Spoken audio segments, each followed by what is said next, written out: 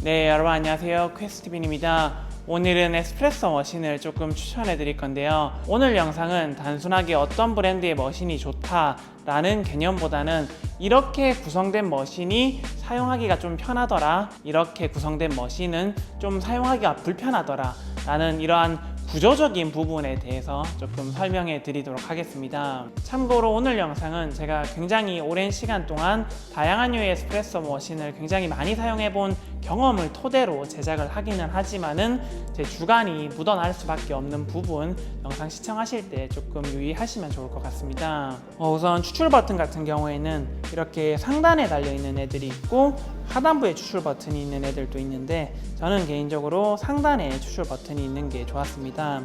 그리고 두 번째로 추출 버튼 같은 경우에는 이렇게 입체감이 살짝 있게 튀어나와 있는 애들이 있고 약간 민자로 되어 있는 애들도 있는데, 민자라고 해도 나쁜 거는 아닌데 직관적으로 사용할 수 있게 이렇게 약간 튀어나와 있는 애들이 사용하기가 편했습니다. 또는 이렇게 튀어나와 있는 방식이 아니라 레버식으로 이렇게 탁탁 누르는 것들도 있는데, 이런 것들도 굉장히 직관적으로 사용하기가 편합니다.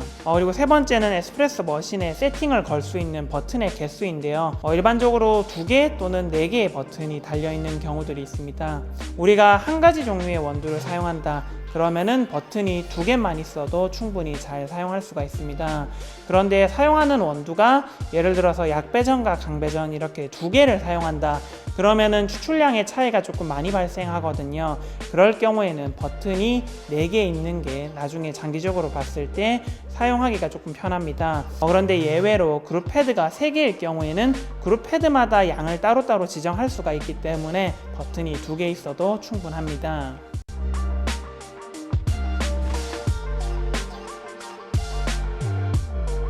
자, 이렇게 버튼에 대해서 한번 설명을 드렸고요. 이제 두 번째 장르 같은 경우에는 온도입니다. 온도 같은 경우에는 기본적으로 93도, 92도 이렇게 직관적으로 디지털로 보여주는 애들이 있고, 아니면은 단순하게 그냥 일바라고 해가지고 보일러실 내부의 온도를 알려주는 머신이 있는데요. 아무래도 우리가 디테일한 온도를 설정하려고 하면은 이렇게 디지털로 온도가 표시되는 게 훨씬 더 좋습니다. 특히 온도에 있어서는 PID라고 하는 장치가 있는지 없는지 여부가 굉장히 또 중요할 수가 있는데요. 쉽게 생각하시면은 온도를 유지해주는 장치라고 생각하시면 좋습니다. 예를 들어서 PID가 없는 머신 같은 경우에는 내가 93도로 에스프레소 머신을 설정했다고 하면은 이 온도가 항상 93도를 유지하는 게 아니라 93도에서 높으면은 꺼지고 떨어지면은 켜지면서 이렇게 왔다 갔다 하면서 93도에 최대한 가까워질 수 있도록 노력을 하는데, 이 PID 기능이 있으면은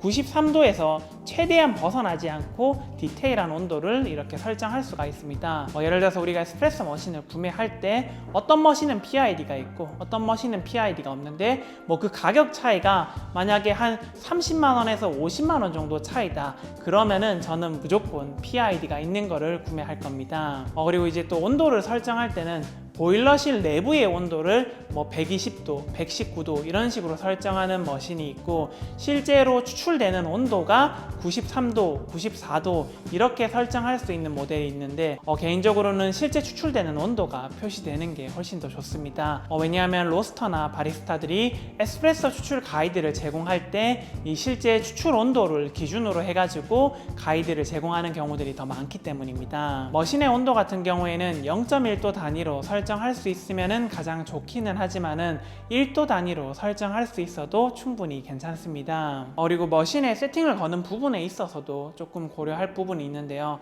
일단 크게 봤을 때는 세팅을 걸 수 있는 자동형 머신이 있고 세팅을 걸 수 없는 수동형이 있는데, 가급적이면 세팅을 걸 수 있는 자동형을 사시는 게 좋습니다. 이 세팅을 걸 때는 머신 내부에 있는 플로미터라고 하는 걸 사용하는데요.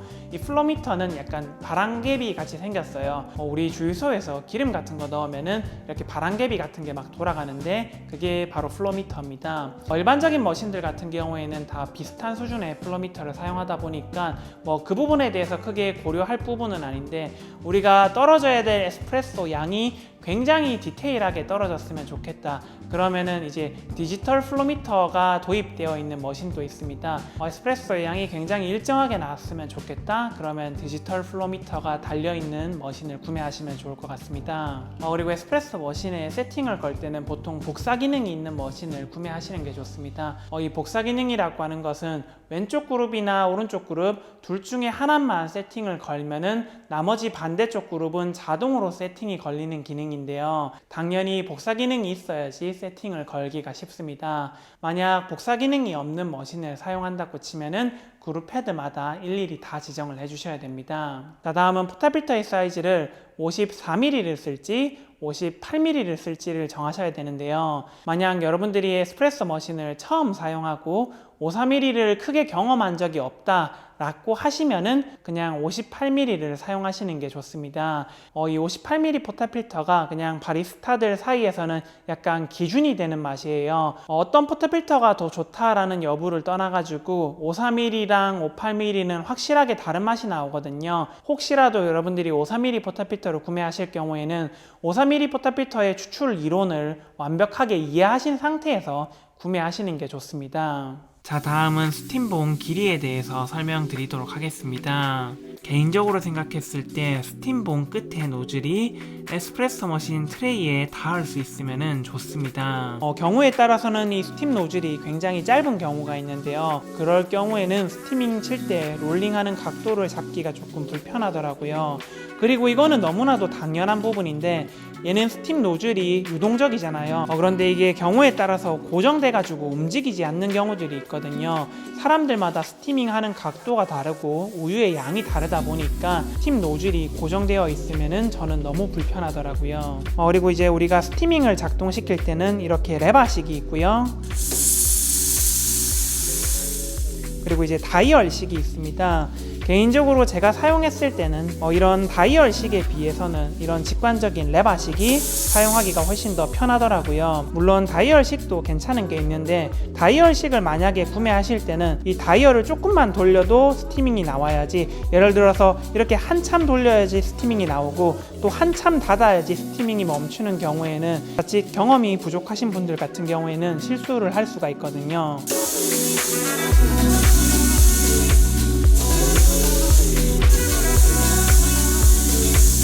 자, 이렇게 스티밍을 많이 하고 난 다음에는 이 노즐이 굉장히 뜨거워지거든요. 그래서 이렇게 고무가 달려 있는데 경우에 따라서 쿨터치가 적용되어 있는 모델 같은 경우에는 이 노즐이 뜨거워지지가 않거든요. 그런데 제 개인적으로 생각했을 때는 이 쿨터치 기능이 꼭 필수는 아니고 사실 고무만 있어도 충분히 사용하는 데는 문제가 없습니다. 자, 에스프레소 머신 살 때 참 고려해야 될 부분이 많죠. 그 다음에 고려할 부분은 샤워 스크린의 저 볼트 체결 방식이 이제 단순한 볼트 형식인지 아니면 너트 형식으로 톡 튀어나와 있는지 요거를 확인해 보셔야 됩니다. 기본적으로는 저렇게 평평한 볼트 형식이 좋은데요.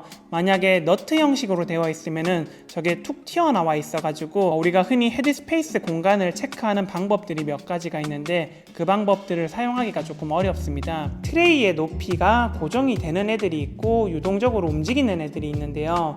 개인적으로 제가 생각했을 때는 그냥 고정 형식이 좋은 것 같습니다. 그게 왜 그러냐면요, 이 트레이의 높이가 조절이 가능한 애들은요, 보통 여기 부분이 뻥 뚫려 있습니다. 뻥 뚫려 있다 보니까 가끔 보면은 그 안에 전선들도 보이고 바닥도 그대로 노출되어 있습니다. 추출하다 보면은 당연히 커피 찌꺼기 같은 게 떨어질 수가 있는데, 그런데 이 뒤에 공간이 뻥 뚫려 있으니까 조금 관리적인 측면에서 저는 좀 불편해 보이더라고요. 자, 오늘은 제가 좋아하는 에스프레소 머신의 구조에 대해서 한번 알아봤는데요. 앞서 설명했다시피 제 주관이 많이 묻어져 있습니다. 여러분들의 상황과 취향을 고려하셔가지고 에스프레소 머신 구매하실 때 조금이나마 도움이 되시길 바라겠습니다. 그럼 오늘의 영상은 여기까지고 저는 다음에 또 유익한 커피 이야기로 찾아뵙겠습니다.